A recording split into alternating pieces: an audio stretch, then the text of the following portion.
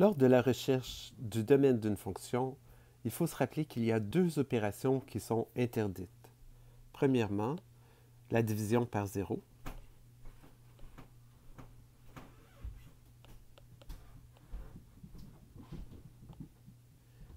Et deuxièmement, la racine carrée d'un nombre négatif.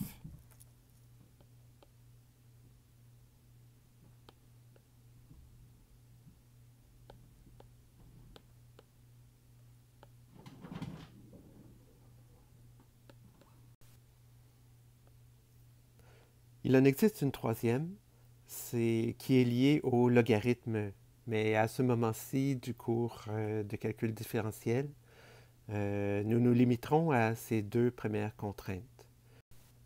Je vais vous présenter quelques exemples. Exemple numéro 1. Pour trouver le domaine de la fonction suivante, 3x plus 1 sur x2 moins 3x moins 40.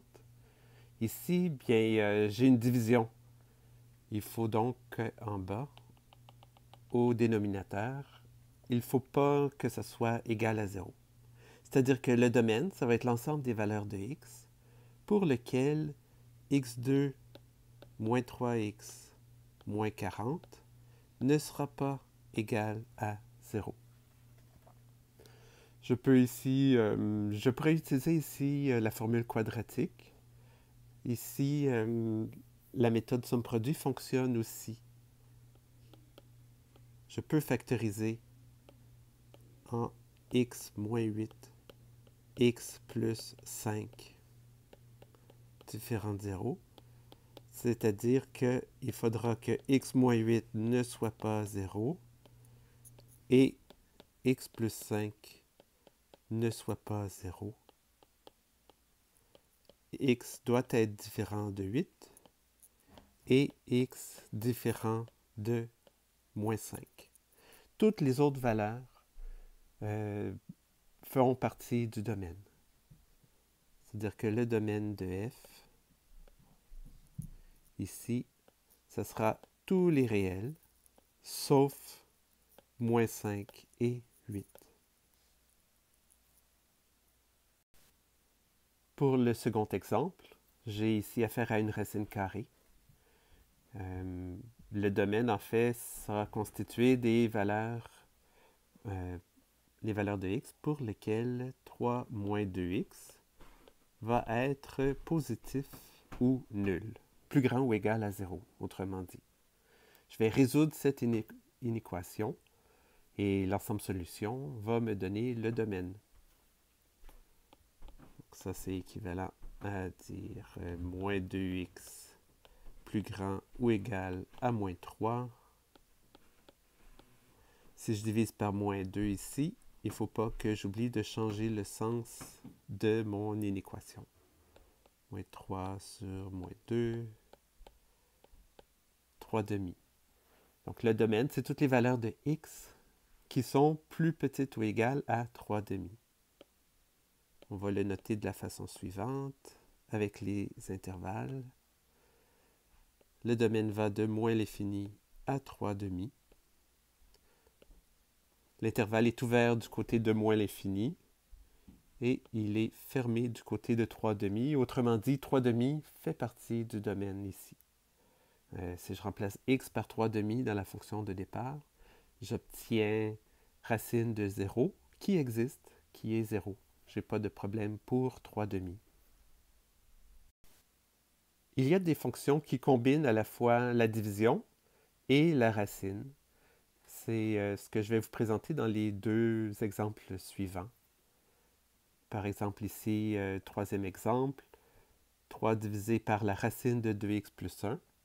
Ici, il faut à la fois que 2x plus 1 soit positif et il faut aussi que racine de 2x plus 1 ne soit pas 0.